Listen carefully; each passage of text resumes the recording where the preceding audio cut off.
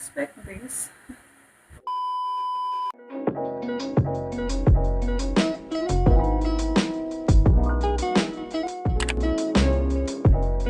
Hello guys, what's up, what's up? This is Yel and welcome to my channel. So I am here for another BTS reaction video because of all your comments and suggestions. Matagal nang marami nagsasuggest sa inyo nitong video na to, and I guess this is the right time for me to watch this. Marami na akong napanood ng mga videos nila, live performance, music video, funny moment. This time, I think it's time for me to see their transformation from Nobodies to legends. At kung paano sila nakarating sa kung nasaan man sila ngayon. So based from the title, I guess that's what I will see from this video. So for today, we are going to react to this video of BTS, the BTS from Nobodies to Legends 2019. Ayan, so nakita ko at may mga nag-suggest sa inyo na meron itong mga mas lumang versions, pero syempre dun tayo sa mas updated. So which is yung 2019. And without further ado, let's go straight to the video. Song.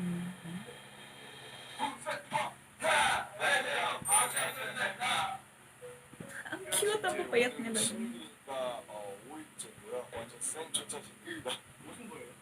감독님들이 정말 Wait lang, nakakatawa naman yung hairstyle ni RM doon. Parang American vibe na pagka-rapper. And si Suga, ang siya ng pa-eyeliner. Parang naaalala ko sa kanya si G-Dragon dito sa Big Bang.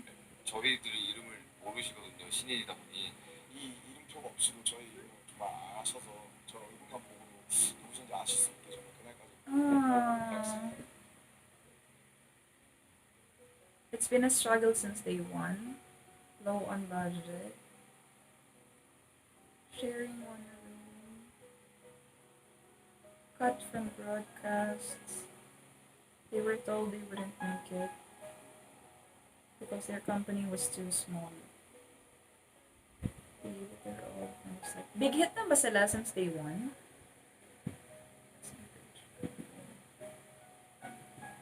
12 to 16 hours a day. 정말 산으로 살려만 하는 게 정말 데뷔하면 모든 게 다 잘 되니까 괜찮을 것 같았는데 또 더 큰 세상을 보니까 더 큰 고민을 하고 Bigger troubles. Falsely accused?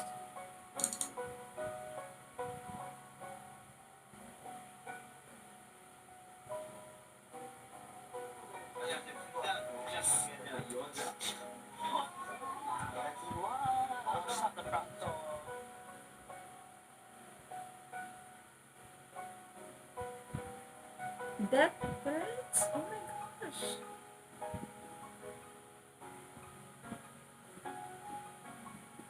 Gradually symbols. Aww. 하루가 끝나기도 전에 비난이 몰려온다. 열심히 하는 것만으로는 아무것도 이룰 수 없을 것 같았다. Working hard wasn't everything. 열정, Dreams, passion, and effort were meaningless. 아무 힘이 없는 것 같았다.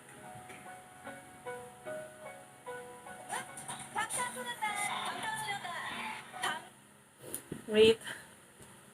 Parang I get goosebumps sa first part na yon. Grabe, parang sobrang bigat naman nung start na tong video na to. Sobrang nakakapanibago sa feeling yung ganito kabigat na story or content na pinapanood ko. Kasi normally, alam mo yun, puro kilig, happy-happy, pag pinapanood ko sila. Pero dito, ba't parang sobrang bigat? Siguro kasi galing ako dun sa funny moments. Tapos biglang ganito kabigat yung bungad nitong video na to. So I'm not surprised na syempre nagsimula talaga sila sa wala. Lahat naman ng sumisikat ngayon ay nagsisimula naman talaga sa wala. Pero grabe yung mga inaccuse sa kanila, plagiarism, kaya yung mga death threats, and yung mga pagda-down sa kanila. You'll never know talaga sino yung mga, alam mo yun, yung mga minamaliit mo, you'll never know talaga saan pwedeng makarating yung mga ganong pagde-demotivate.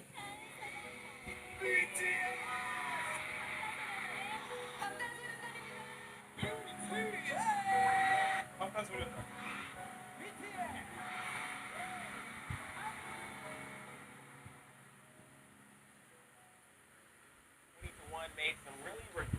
remarked about BTS. When I first heard something Korean had exploded in America, I got worried.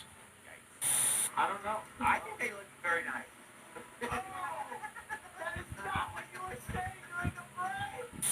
How did this become a thing in Western culture where all these grown men and little girls are off to little K-pop boys? Listen, the guys were snubbed. They've broken all these records. They've had an epic year. They should be in all the major categories. I don't like the fact that they separated them. Sorry to interrupt you, Vinny, but that's what it's crazy because they constantly outspell American counterparts. They outperform them, but they're still not acknowledged in the way they should be. They're really trying to maintain their identity, and there is a barrier there when it comes to the Korean language. Like, obviously, there's going to be some North American audiences that aren't going to have that on location, and it's still an issue with radio. That's the big thing. Like, But those things didn't stop BTS or ARMY before, and it won't stop us now. Can you describe that enthusiasm? they route a boy band from Korea to Grammys. My next guest can only be described as an international music phenomenon. They have made Time Magazine's most influential list. They're the first Korean act to reach #1 on the Billboard charts, and they just became the first group since the Beatles to earn 3 #1 albums in less than a year. This time, the 7-member boy band has broken the record for the best-selling album here in Korea. Now, this album released this April has sold 3.4 million copies as of May. BTS had the #1 best-selling physical album in the United States in the first half of this year. Becoming the first Korean artist to win 2 trophies at the Billboard Music Awards in Las Vegas on Wednesday. The awards were Top Social Artist and Top Duo Group. BTS has been named the Group of the Year on Variety's Hitmakers list. BTS performed at the U.S.'s most watched New Year's concert, New Year's Rock Me. Their upcoming U.S. tour is one of the hottest tickets on earth. Even more remarkable, Look at them considering now. most of their songs are not in English. They're headlining 2 sold-out nights at Wembley Stadium, performing for 60,000 screaming fans.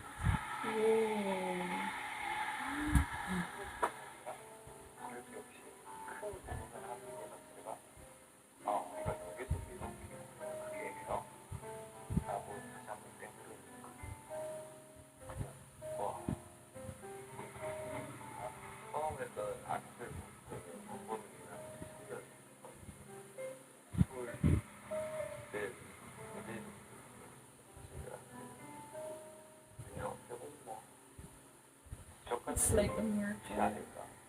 An economic analysis showed that BTS's last concert in Seoul created nearly as much economic gains as the Pyeongchang Winter Olympics in early 2018.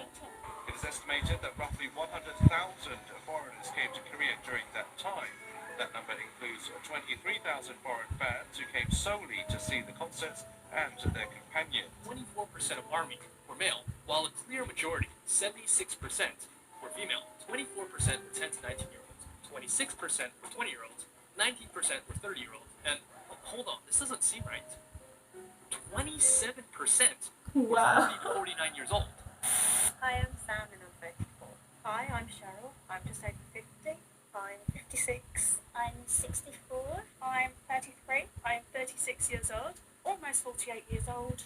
I'm 44 years old. I have 2 children. BTS, telling everyone to love themselves, to, be who you are, and right, and, having a group of, musicians and, really talented people talking about, better yourself, love yourself, and, become something good in life. It's actually good. I love the band for their message. John Cena. People who are misunderstood the belief that what they're doing is right. And I think that's very important. You should love yourself. For a group that is such larger than life, that it can be so easy to dehumanize them. Yeah. They really do a good job of keeping themselves really just natural and humble. So I've never seen a whole concert. It's astonishing. I don't know how they do it. They are amazing performers. And we loaded up and we had a blast. We did not. We got out of our seats. We got right down in the pit, broke a sweat dancing. As a group, BTS has previously teamed up with UNICEF and spoken in front of the UN about the importance of Ay, self-love. kapal ko na to. We have learned to love ourselves. So now I urge you to speak yourself. Naman ko si RM dun. Protect me here.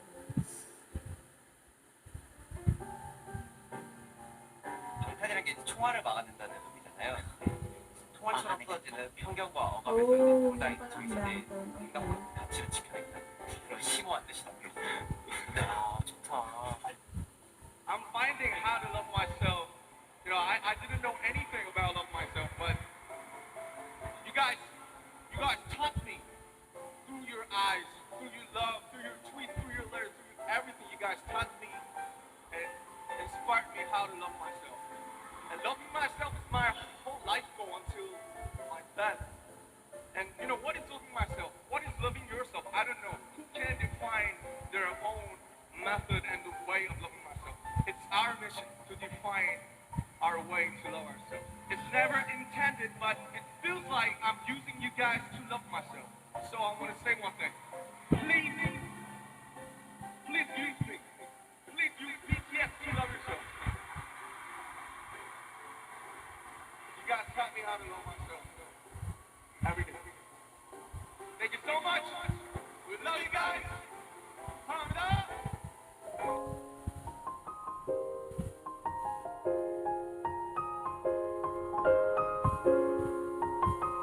I have to pause there. I did not expect this. Since nang start ng video, parang goosebumps talaga yung pakiramdam ko. Parang dito ako sa part na to bumigay kasi sobrang na-feel ko yung ano ni RM. Kasi di ba napanood ko yung Who is BTS? May part doon na si RM is para siyang tinakwil ng underground rappers at kung ano-anong sinabi tungkol sa kanya for his decision na maging part ng BTS. Yun yung naalala ko while listening to his speech and yung videos na pinakita. Grabe, so ganito na yung impact nila sa akin. Siguro kasi I really admire them now. Hindi lang sa talent nila and how they perform, but also dun sa mga nakita kong personality nila from random videos. And sobrang na-feel ko kasi yung gano'n na, yung paulit-ulit na sinasabi niya na love yourself, love yourself, love yourself. Sa yun sa talagang pinapractice ko rin sa sarili ko na you really have to love yourself. Na-feel ko siya dun sa part na dahil nasa baba pa lang kayo, walang nagtitiwala sa inyo. Naiinis ako sa mga taong nagde-demotivate. You can support anyone in so many ways. Even just words would help motivate someone. Kaya you'll never know talaga. And yung mga pangmamaliit sa inyo ng tao, yung pagde-demotivate sa inyo, yun talaga yung naging weapon nila para mas magpursige, para mas marating kung nasan man sila ngayon. Maraming mga masasakit na salita ka naririnig sa ibang tao or may mga taong nagde-demotivate sa'yo, down sa'yo. From my own experience, I learned na yung mga bagay na yun yung mas magpapamotivate pa dapat sa'yo. So you should be thankful din somehow sa mga bagay na yun. And in life, hindi naman tayo nawawalan ng mga bashers, you know, mga taong hindi talaga magtitiwala because you cannot please everyone talaga. And I had that kind of situation before, kaya sobrang na-feel ko yung message ni RM. Kitang-kita mo talaga sa mata niya na seryoso siya sa sinasabi niya. Hindi lang dahil speech yun, hindi lang dahil na kailangan niya yung sabihin.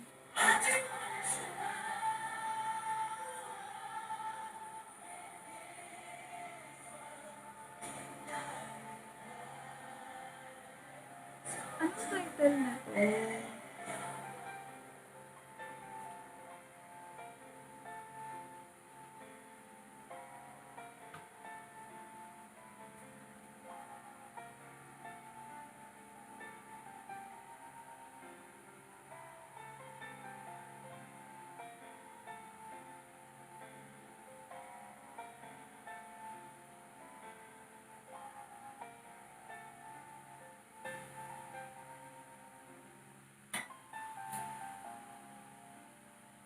They were nobodies who became legends.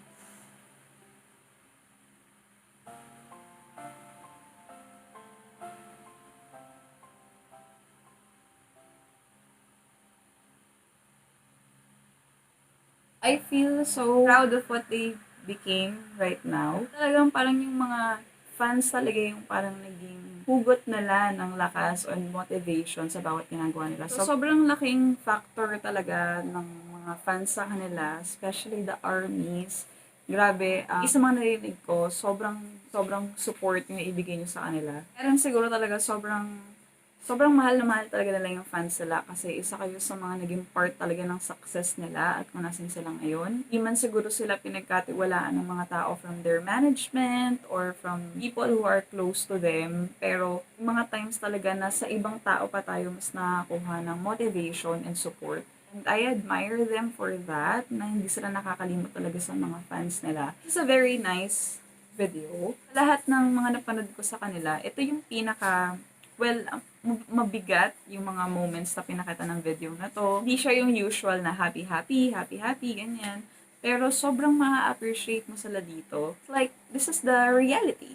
Parang ang dami ko pang gustong sabihin sa video na to, pero parang bigla ako naging speechless, na parang hindi ko alam paano ko sasabihin lahat ng gusto kong sabihin. Sobrang na-appreciate, lungkot, kung paano silang nagsimula, and naging happy din sa kung asan sila ngayon. Didn't know na may ganito silang effect na sa akin ngayon. Akala ko I'm just a low-key fangirl, you know. Siguro dahil din sa mga reaction videos na ginagawa ko, I get to know them more. I've seen their talents sa talaga ng mga mangha ako sa talents na tong group na to and how they bond as a group. So ayun, I guess that's it for this video. Thank you so much guys for suggesting this to me. Sobrang right timing niya sa papanood ko na to. And as always, thank you so much for all your support, your comments and feedback. Because of all your comments and your feedback, kaya ako hanggang ngayon nandito at gumagawa ng reaction videos. At dahil din sa inyo, kaya ganito kong na-appreciate ang BTS. Yeah, I'd like to thank you all as well. Borahe. And ako, after ito, kailangan manood ako ng